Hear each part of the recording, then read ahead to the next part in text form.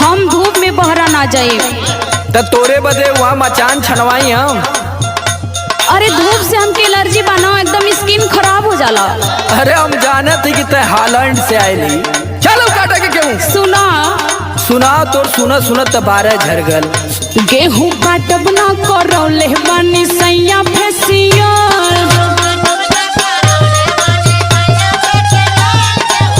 तो काहे न गौवा ब्यूटी पार्लर खोल लेती।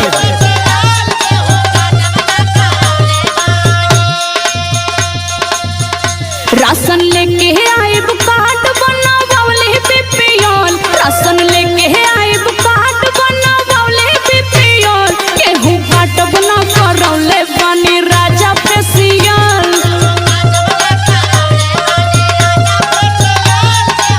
यही से ना दिक्कत बा, अब मजबूरी समझते नहीं बड़ा। तू केहर फेशियल करैले लगत तोखे मुस्कनवा ब्यूटी पार्लर वाली फसैले है, वह लूटत है। अरे वो दिखेला थोड़ो ना, निखार आवेला न बस। अरे वो तो तू ऐसा नहीं, अगर गोर रहती तो फूक देती घरवा। गाँव का एक भी आदमी कह दे कि तोरे चेहरा पे फेशियल का असर है। अरे 3-4 दिन बाद ना असर होला, अभी तो कल ये करा के नहीं सुना बा। रह तू गोरे छछु ना रोता का कर तू, रह तू गोरे छछु ना रोता। अभी है कहबा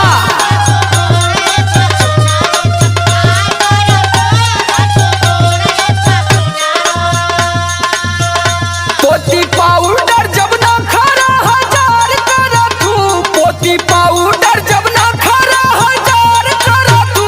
रा तू गोरे छछु ना रोता का कर तू, रा तू।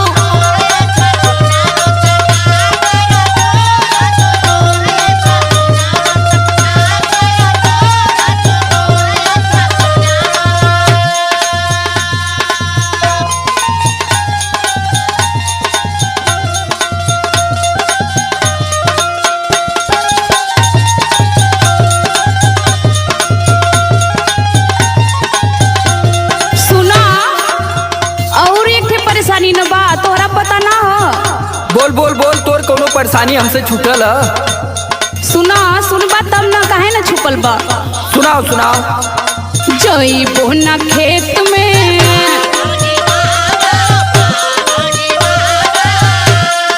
बबुआ बा पेट में। सगरों में अनारू कुल जाती तो ही के ज्यादा नौटंकी लगत है। जइबो ना खेत में बबुआ बा पेट में। लड़ा चाहे कुछ करा पहिला रियल। लड़ा चाहे कुछ करा पहिला रियल। गेहूं काटब ना करौले बानी पिया फेसियल।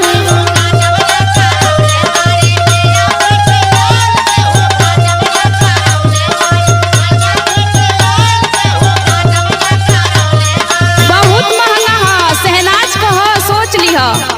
तब हम कहीं कुंडवा में का सरसोईया का भैल कर तू शहनाज का मसाज करवाओ। देहिला जब हमने दहीना तब तोरे समझ में आवाला। अब तो कुछ साफ हो गईली मसाज फसाज करवाए के। हाँ नहीं तो जब तू आयल रही न, अरे बाप रे बाप। और तू जबले हंसत ना रही न, तबले हम देखी ना पाई कि कहाँ है।